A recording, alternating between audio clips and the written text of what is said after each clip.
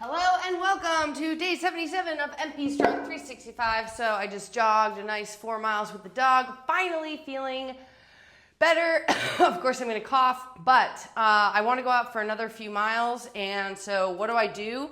I want to just keep my legs like feeling good because I kind of didn't lift before I went out. And so I wanna make sure all my bits and pieces are still, moving straight-ish. So I'm watching my marching walk, trying to get weight more on the outside of my right leg and kind of cupping the floor with my arches. I notice my right leg, knee is coming in a little bit. So I'm trying to really shift weight over into that right and left side. The weights help ground me. I'm going to bring it up into the obliques and those hip flexors, stamping down through the outside of the glute. And I'm going to stop that. I'm going to go into 12 quick calf raises. Come onto your highest tip toes. Think about the front of your ankle is getting long. Watching to the side for straight legs. Rock my hip flexors forward. Rock the tailbone underneath me. Nice high straight fronts of the ankles. And now I'm going to go into a curl and a press. So curl, press, I have 15s, and then I'll send it back down with my elbows. So curl, switch the grip, press. And I'm noticing I'm leaning back a little bit on that press. I want to drag the glutes into it. So pull the hips forward, push the glutes up, and then release the overhead press with your elbows coming down last. Oh my gosh. I haven't done anything in a while. Okay, I'm good. I'm coming out of it. My energy is way better. Right, dog? Thanks, dog. We went out on a nice little jog. Dogs should always jog because it rhymes. It'd be a shame if they didn't.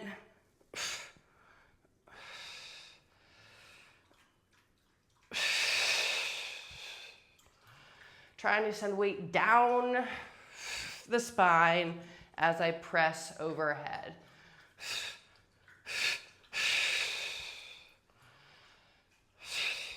And now I'm going to work into a squat with a hug on the weights, and then an overhead press, squat, and press, squat. I'm going to go a little bit faster so I can bring in the glutes, more core, more, I just say glute, but like not arms. So the arms kind of fly up.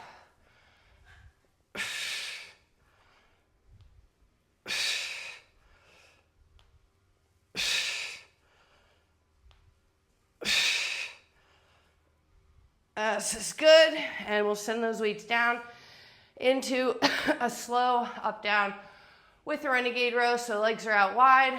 Keep your hands facing narrow. I can come forward a little bit on this. I never put my toys away. I'm sure that was a point of contention in my room growing up. So legs out wide, arms come in. Weights are about 8 to 10 inches apart. Sink down into that squat. Pull your kneecaps out. Like, obviously, this is a individual squat depth situation, meaning like each individual has their own squat depth, but get what you can. Send the legs back, wide stance. Pull one weight, other weight, and now we hop it in and stand up. Let's go, 8. So that was number 1.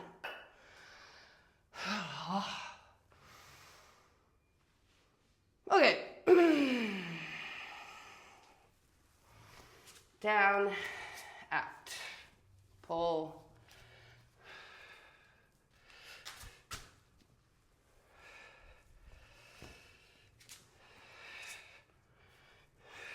Pull.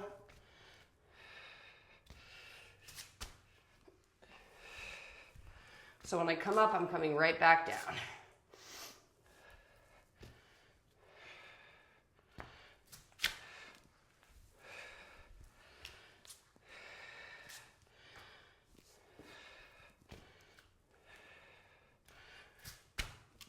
Got 3 more.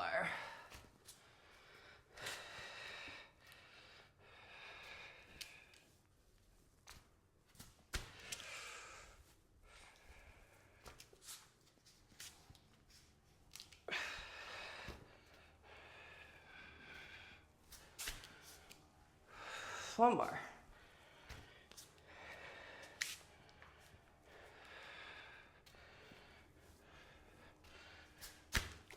All right, and I'm gonna take those weights down to the floor.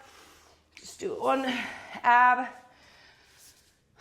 So both weights in hand.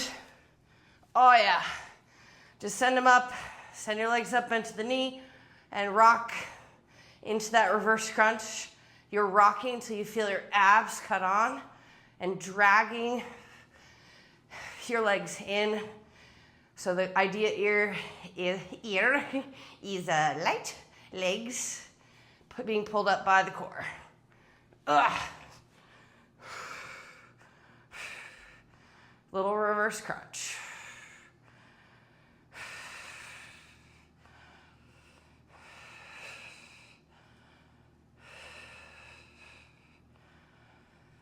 And we'll set those legs down, come into a light bridge, stay in your light bridge. Pull the glutes, so peel the tailbone up underneath you, shine your hip flexors up, try to find length in your spine, and we'll go into chest fly. Really try to find that inhale, right? So everything gets like clasped down, had a little respiratory situation. I don't know what it was. Sinus, the crud. My mom calls it the crud. Press your big toes down. Peel your glutes into action by tucking your tailbone. Hip flexors shine up. Try to shrug your shoulders as you open up your fly, and then biceps bring them up. Shrug your shoulders, biceps up. Shrug.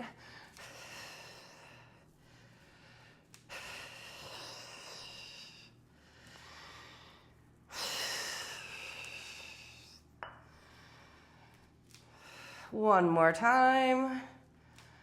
This is good, and we'll take one weight, pull the legs up, straighten them out, point your toes, leave your toes pointed, and stretch that weight overhead. I am going to pull the knees into bent and then extend the legs as my arms extend overhead. Bend your elbows as much as you need to. I'm gonna shimmy my shoulders down away from the ears, because again, everything is just tight, right? There was no real way to offset the computer and the hike up of the shoulders, right? So I'm trying to drag those shoulders and collarbones down and get weight into the middle of my abs and back. Often we just hold our weight way too up high, like above the sternum. Maybe a little too extended on those legs.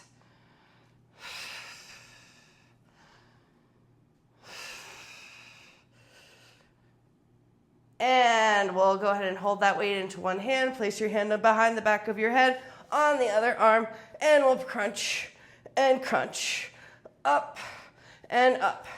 Full extension on the arm.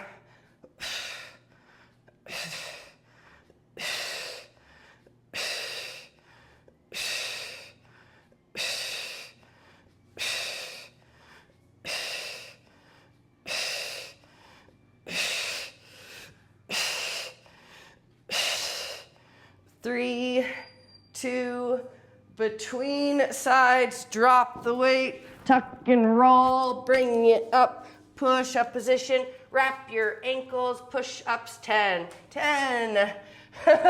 if anyone kept track of that. Kudos to you. Yeah, on Monday, I was already I was like saying in push-up position, whatever. I was like, oh, this is where the cough happens. I'm going to start with 8 more straight from fresh, squeezing the inner thighs. 8, 7, 6, 5, 4, 3, 2, and 1. And we roll it back down. Take the weight in the other hand. Cradle your head, lift your legs up, and crunch. I'm gonna try to really tuck my shoulder into its socket. If you have rotator cuff issues, you can hold the weight cradled in both arms and do the crunch that way.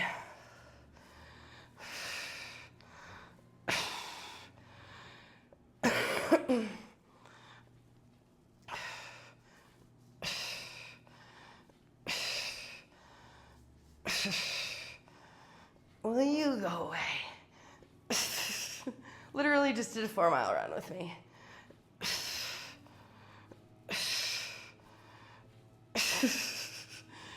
And go ahead and relax that. Roll, tuck and roll. Other ankles crossed in your push-up position. Flip them, stick them, inner thighs. If it feels slightly more awkward than the other side, you're probably doing the right side, meaning the correct. Oh, I was going to dispel of right and wrong. Discard it. So correct side, because there's no more right and wrong. There's just correct and incorrect. Because I don't want, right and left. It's too confusing.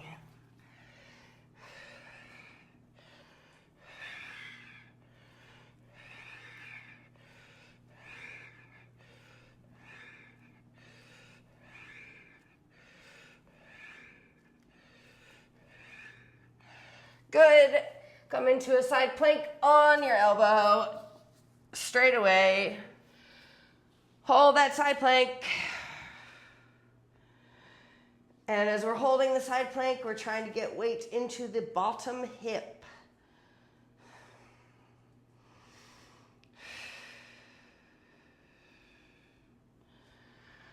I'm going to extend my top arm.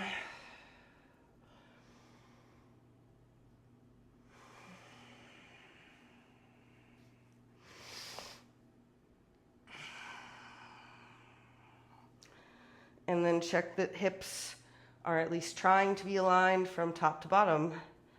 And dip.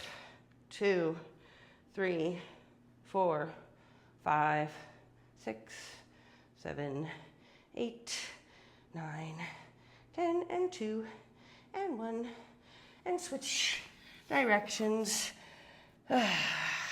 Hold that side plank.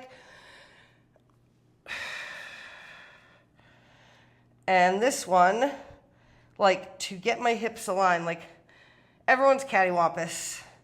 I am very guilty of that, which is why problems start. Cattywampus means that one side does something different than the other side. So as I'm doing these, I'm trying to get weight more in the base of my right heel, and then pull, my left hip forward. This is probably better with shoes on.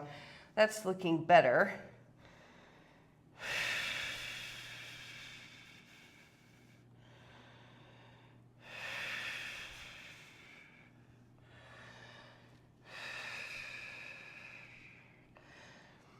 And now we'll start to dip. 1, 2, 3, 4, 6, 7, 8, 9, 10, 11, and 12. All right, so move on to the stomach, do a press up, wiggle. You can be on your forearms or your hands. If you're on your forearms, just peel that middle lower spine. You should feel that. And then when you come out of this, the middle lower spine that's in extension, we're going to take that flat and then into flexion. So literally look in your mind's eye of where your spine is right now, the way it's shaped, and we pull up through the forearms into a tabletop up into the hands, spine. Spine is flat, spine is flat, spine is flat. Now spine is concave. It's the other direction. You get that crunch and release the crunch and crunch. Release the crunch and crunch. Flat spine, crunch. Flat spine, push your feet into the floor. Crunch. More length coming up. Crunch. Length through the spine. Crunch. Length through the obliques. Crunch. Light weight in the hands, heavy weight in the feet. I gotta clap my hands.